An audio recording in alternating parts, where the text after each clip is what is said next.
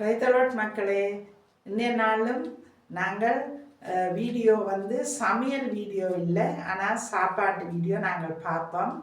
வீடியோவுக்கு கடந்து செல்வதற்கு முதல்ல வேத வசனத்தோடு நாங்கள் கடந்து செல்வோம். சங்கீதம் 34வது அதிகாரம் 16வது வசனத்தில் எழுதப்பட்டிருக்கிறது.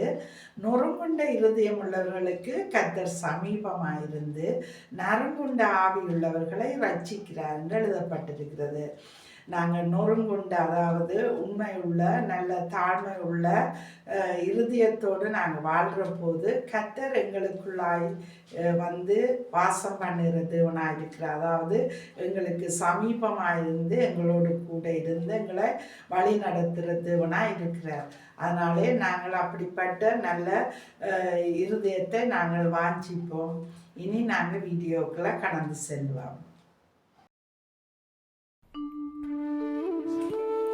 இன்றைக்கு எங்களோட மத்தியான சாப்பாடு இதுதான். பாஸ்மதி ரைஸ், கோழிக்கறி, கத்தரிக்காயும் உருளைக்கிழங்கும் போட்ட குழம்பு, மற்றது காளான் பிரட்டல், அதாவது பொரிச்சிட்டு பிரட்டினது, ரசம், மற்றது பருப்பு கறி.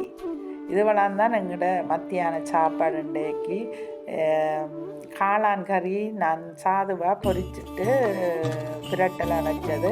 உங்களுக்கு அதை எப்படி செய்கிறேன்னு சொல்லி ஒரு நாளே காட்டுவேன். இன்றைக்கி மதிய சாப்பாட்டோடையே இந்த வீடியோவை நாங்கள் முடித்து கொள்கிறோம்.